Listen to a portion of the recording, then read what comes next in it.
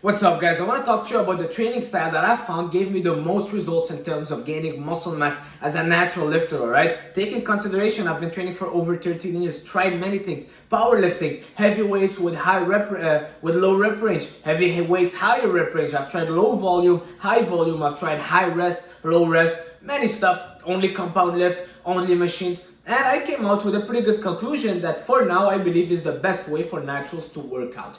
If your goal is gaining muscle mass, all right? If you want to gain muscle mass, and if you're natural, you gotta train differently than someone that is enhanced. If you're natural, you gotta make sure that you're optimizing your training, also your diet and your recovery, but the training really has to be optimized. Someone enhanced can pretty much go to the gym and touch the machines and do a little bit of pump here and there and grow, but it's not our case. So we gotta make sure we're optimizing everything. And guys, when I used to train for powerlifting, go for very heavy weights, lower rep range, really focusing on putting as much weight as possible on the bar with proper form, well, I was frustrated because in terms of gaining muscle mass, I wasn't seeing much. I was looking in the mirror, I'm like, yeah, my deadlift went up 20 pounds, but I look in the mirror, I look the same, and I was actually gaining fat because I needed to fuel those big sessions that I was just carving up and eating so many calories. And I didn't have a good look, all right? 215 at 5'7", doesn't look so good. My body fat percentage was pretty high, and I wasn't gaining much muscles. Strength even started to plateau, wasn't getting any bigger, just getting fatter, up until I changed my training style. I did get injured, so it forced me to change it, but you know how I train now, and I believe it's the most beneficial for me. I train in giant sets, all right? Circuits, giant sets. And I'm not saying you gotta do a jumping jack after your push-up and then do a burpee, no. But really focusing on doing many exercises that will target the muscle that you're trying to target and get it to failure that way, instead of going super heavy, very big rest, and then putting more weight and then not necessarily getting that muscle to failure, but you're just so fatigued and you're kind of exhausting yourself with strength, as opposed to doing a circuit where, let's say you're doing, for example, you want to train your chest. You start with a pec deck fly machine, and then you go on a bench press, and then you finish with a push-up. All right, so all of them are targeting your chest, and now by the end you finish your push-up. Now your chest is just reached failure, and then you rest, let's say 60-90 seconds, and then you just do it again and do it again. And that's really the best way for me to train now. The risk of injury is so small. You get your chest to failure so much better than just doing, let's say, one exercise. You go pretty heavy. Let's say you're just doing bench and you're going for that, I don't know, 8-12 rep range, and you're really going to failure at that last rep. Well, it's very stressful on your nervous system. Your chest might not get to failure because you're using your front delt and triceps as well. So it's probably your triceps and front delt that are a smaller muscle that will get to failure. And also you're just exhausting yourself. You might be out of breath because we hold our breath a lot. We just get fatigued. The weight is pretty heavy. But then you think, did I feel my chest? Not really. You're not really feeling your chest. Even if you have 300 pounds on the bar, you're pretty much doing a technique that will help you engage a lot more muscles than just your chest. And then your goal is growing your chest, but you're training like someone that's goal is just pushing as heavy weight as possible, maybe as a power lifter. All right, so I started changing my training style. The weight on the bar wasn't the most important anymore, but what was important is getting my muscle to failure and also keeping my compound lifts, but I keep them in the middle of that giant set. All right, why in the middle or at the beginning? Because let's say you don't want to fail on the squat. You fail on the squat, you'll be stressing your nervous system. You'll be so fried, your nervous system. You won't be able to recover as well from it. And the risk of injury is so high. And probably it's not your quads that are failing, but the smaller stabilizes muscles. It might be your lower back that is getting a lot of tension. Maybe your glutes, all right? Many other muscles are involved when you're squatting. So you don't want to necessarily go to failure on that, all right? And imagine failing on a squat. Not really the best thing you want to do each single set, but rather put back one rep, keep one rep in the tank, put the bar back and do lunges to failure. And in that way, you're getting that quad to failure without overstressing your nervous system. You still did your compound lift that will give you a good shock on your nervous system, which will impact your hormones, your growth hormone, your testosterone, work all the little stabilizers muscles. I'm a big fan of compound lifts, but doesn't necessarily mean that you just have to do 4 sets, 2-3 minutes of rest in between and going balls out every single set, because then you're not gonna get that muscle to failure. Trust me, I've tried it many ways and it might work for someone that is a beginner, but the more you advance, the more you realize that it's just you might get a bit stronger, but it's not the most optimal way if your goal is gaining muscle mass. And it does hit the ego a bit, because now on my bench I'll put one plate and a 25. Those are my working sets for 8. But before that I have done my chest fly, and after that I do my push-up. I do that for every single thing. When I'm training my back, as soon as I'm finished my lat pull down, I see a lot of people lat pull down. They sit down 2 minutes, time it. Another set, lat pull down, go to failure.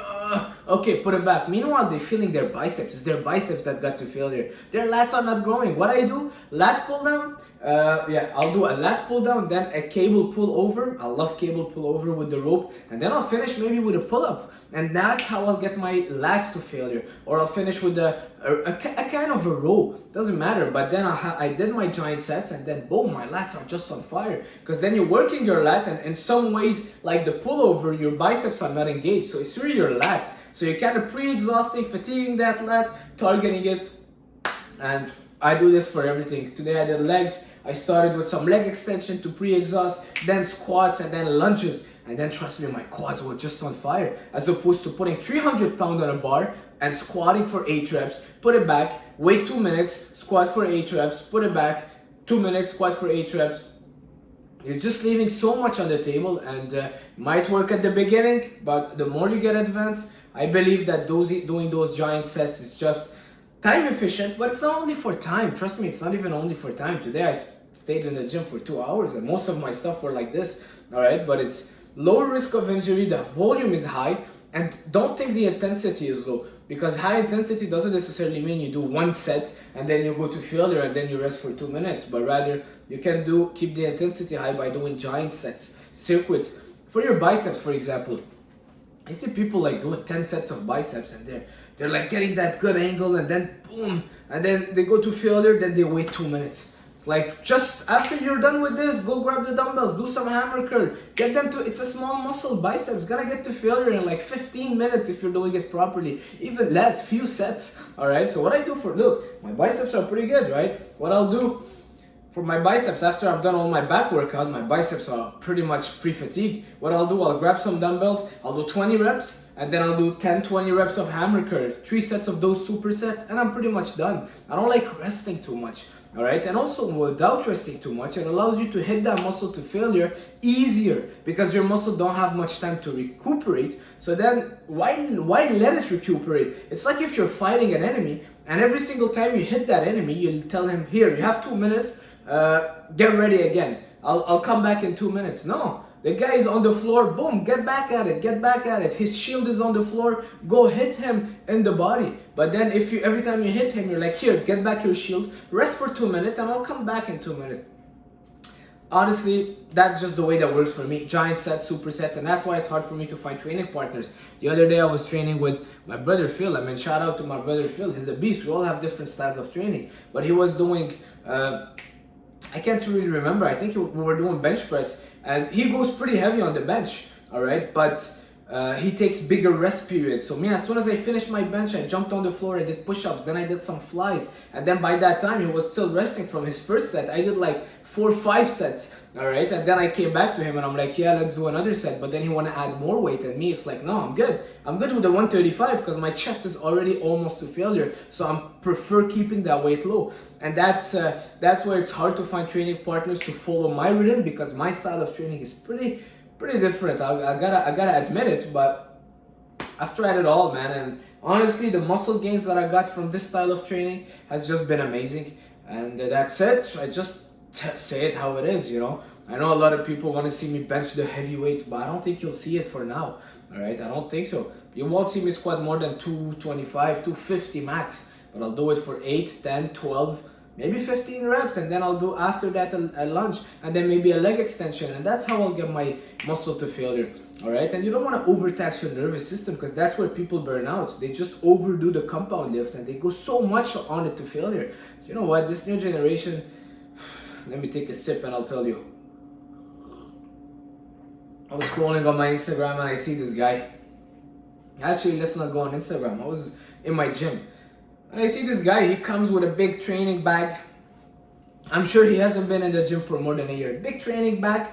He's got the knee sleeves, the knee pads. He's got it all, guys. I've been training for 13 years. Never bought one gym gear. Never. No knee sleeves, no knee pad, no wrist straps. Anyways, so he goes and then he brings the bench. You want to do like this single arm, famous Instagram new lat pull down single arm where you put the bench kind of in the middle of both cables, and he's like getting that good stretch, and he's a bit screaming at the gym, and he's like stretching and squeezing and filming himself. And it's all right. I mean, everybody can do whatever they want, but that's not what's gonna. You're overcomplicating stuff. Build the basic. All right, build the basics. Sometimes we'll look at a bodybuilder that's doing something that works for him after 20 years, and maybe they really want to target that specific thing, but stick to the basics. All right, before doing that, make sure you're mastering your pull-ups, your push-ups, your lunges, your bodyweight squats. Don't overcomplicate stuff. Everybody want to go on the hack squat and get that crazy ass to grass lower rep range and getting that crazy big range of motion, but then you look at their quads, you're like, man, you could do a better job, you know? Stick to the lunges. You can't even do a bodyweight squat properly and engage those muscles well. Why aren't you working on the lunges first? Yeah, it's cooler to go on that hack squat and scream and film yourself for a TikTok and have the knee sleeves and then just lower up the plates. But can you really do a lunge with putting the right tension on your quads? That's what it all comes down to for me. Stick to the basics, master the basics, and then make sure that the basics are there. Make sure that, in my opinion, you gotta get your muscles to failure, but also in giant sets, in circuits, you don't wanna do just one exercise, especially in the compounds. Focus also on the compounds, but don't overdo the compounds in a way where you're going to, you know, I don't wanna overcomplicate stuff. That's it for this video, guys. Hopefully, I got the message across. If you have any questions, leave it down below. Let me know if it's not clear. I'll do another video. Hey, this is just my training style, right? It works for me. I'll just tell you what works for me. We can all be different. I'll see you guys soon. Ciao.